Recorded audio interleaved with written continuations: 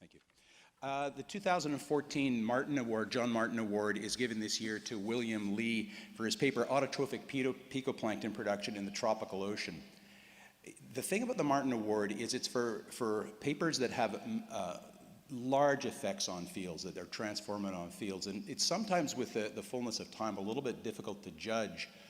We can see the citations, but it's difficult to judge why the paper was so astounding when it came out. And I think Bill's paper is a perfectly good example of that. At the time that the paper appeared in Science, there was really nothing known about microscale plankton processes. The picoplankton had sort of been identified based on small fractions of chlorophyll. The Prochlorococcus wasn't really discovered for a couple of years yet.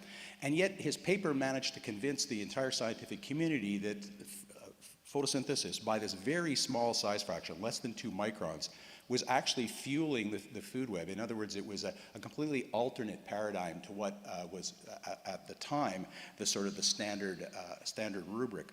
So the thing about papers that are considered game changers, when I'm talking to my students, I often say, well, if you can't say what it is, at least say what it isn't as definitively as you can.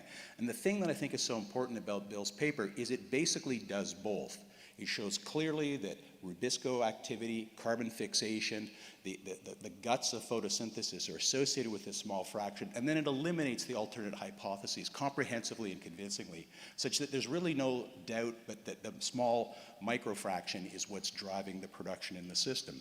This has turned out to be the basis for many other pieces of research, entire research programs funded by NATO and other organizations, and is sort of reflective of Bill's overarching research paradigm, things about plankton assembly or propagation of climate signals through species. The one phrase that I like, the macroecology of microbiology, thinking big about small. And so all these things I think are embellished or illustrated well in Bill's paper.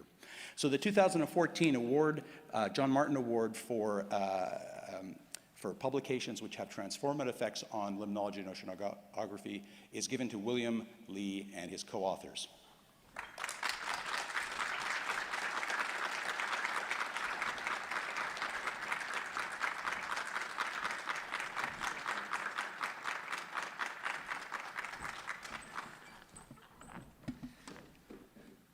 Thank you, ASLO and everybody. This is such a humbling award because it's an award that is given in the name of John Martin, and the guiding principles for the award committee are that the nominated paper should be following in the footsteps of the famous Martin paper, which is shown here, called The Case for Iron. And it is particularly humbling to realize that this paper, which has been singled out as the model to which all others need to aspire towards, was the model upon which the paper that my co-authors and I did actually years before Martin's paper is deemed to qualify. So the Martin paper, for those of you who haven't read it in a while, is a model of the scientific method par excellence.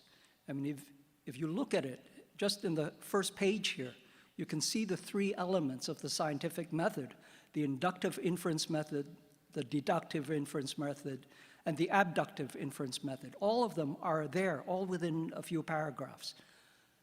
And so, you know, this truly is a model to aspire towards. Our own paper needed also to aspire towards what has been established in the Popperian paradigm of scientific methodology and articulated by this paper in 1964 as the strong inference method, which I have extracted from the small words these 3 elements which call for the strong method of inferring a methodological mechanism for describing a process, which is devising alternative hypotheses, devising the crucial experiments, or several of them, with alternative possibility of outcomes, each of which, as nearly as possible, will exclude one or more of the hypotheses, and then go do the experiment. So our own experiments were done and in 1981, and they were reported in this paper in 1983. The authors on the paper are myself, Durvasula Subbarao, Glenn Harrison, John Clegg Smith, John Cullen, Brian Irwin, and Trevor Platt. The name that doesn't appear here is the name of the scientific project leader, Alan Longhurst, and he, more than anyone else, was the guiding light behind the cruise mission that led to this outcome here. So Longhurst was the scientific leader who wrote the cruise report on this after the cruise, and it was a cruise to the Costa Rica Dome in the tropical ocean. All in all, the cruise was of a short duration. It was in March of 1981, and we left Panama, did a circuit to the Costa Rica Dome, had a medical evacuation emergency that forced us into port, but we came back in time to finish our cruise. But there was, in a different era of oceanography than we have now, was the basis for what I would call being at the right place at the right time, sprinkled with a lot of good luck, and we met serendipity, and that led to a confluence of the circumstances which led to our reporting of what people have said is a game changer. And the game changer is the following. If you look at the scheme of the plankton ecostructure, which was published in 1978, you will see that the plankton community is laid out in a size spectrum with size displayed along the x-axis and the various plankton groups on the y-axis.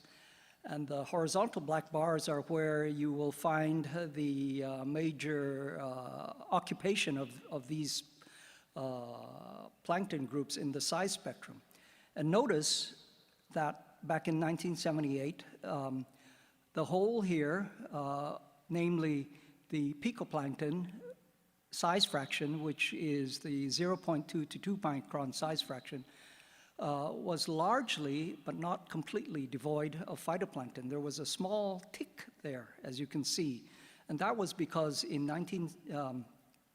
late 1978, and reported in paired papers in 1979, there were reports of autotrophic cyanobacteria, unicellular ones, in the ocean.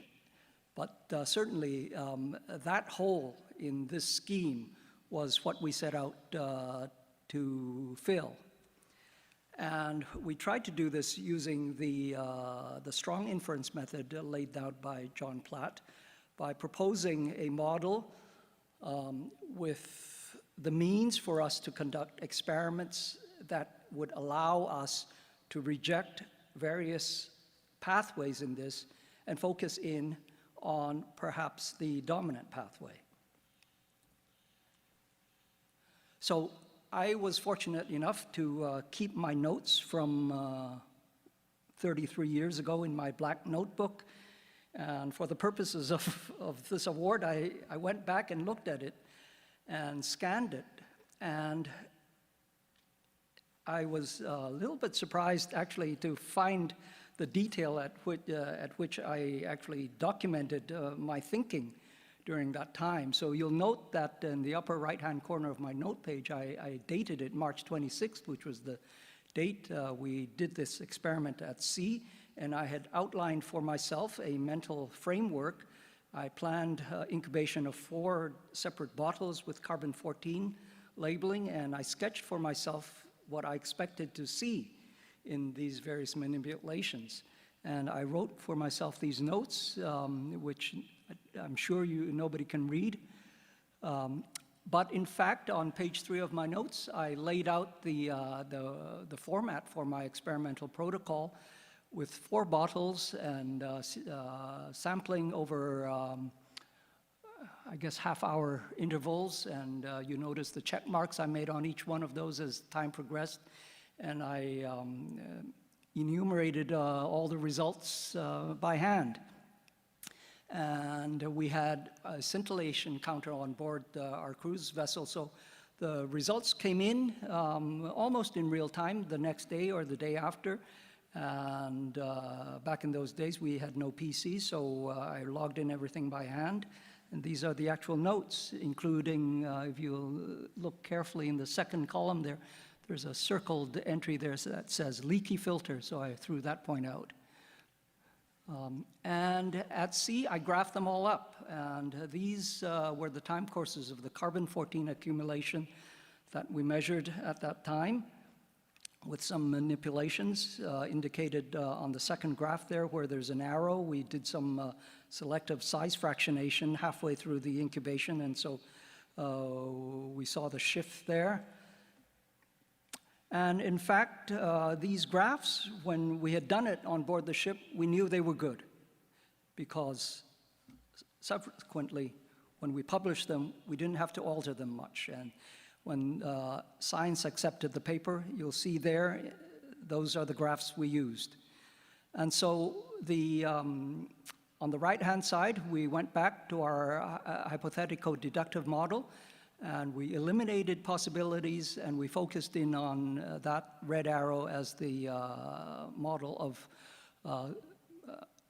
maximum likelihood. And so we said the simplest hypothesis that we find to be consistent with all the observations shown in Figure 3 is that most of the C14 that appears in the picoplankton during the light period is due to the photosynthetic assimilation of small photosynthetic cells. So in that paper, we think that we managed to fill in that gap in the Seeberth-Smetacek model. And so these were the findings that appeared in the Science paper. The abstract says that a lot of the C14 productivity in tropical and temperate oceans are due to very small size fraction. What we observed, serendipitously, it turned out, were the highest recorded concentrations of Synechococcus in the world's oceans, up to 1.5 million cells per milliliter. These were way higher than any of the counts that John Waterbury and John Seeberth had reported a few years ago. And we were actually a little bit worried at publishing such high numbers, but we did after all. And as a footnote in the notes, we noted this: the discrepancy between our cell counts and the chlorophyll measurements that we measured can only be reconciled if we think about excess chlorophyll, that is stuff that we couldn't measure, or that there are indeed invisible photoautotrophs. So here we took that step. We said, we can't measure them, but there's a gap in our budget, so there must be invisible photoautotrophs. And lo and behold, a few years later, we all know that Prochlorococcus was found, and that was it. Those were the invisible photoautotrophs we saw. Those were the Prochlorococcus of fame. So post-1983 is such a wonderful feeling to know that we were at a game which led to the development of a field. This is the bibliographic progress of the field since 1983. And since 1983, we now have a global distribution of all these picoplankton and the nanoplankton in many, many parts of the world's oceans. Our group at Bedford Institute has actually measured them in many of these Longhurst biogeochemical provinces so that we have good tracking and records of these over the last 33 years. They've all been put into niche models, and now we have global distribution of autotrophic picoplankton, shown on the left for Prochlorococcus at the top and Synechococcus in the bottom. And on the right are the graphs of predicted or forecasted global change of these two marine genera of cyanobacteria under climate change scenarios.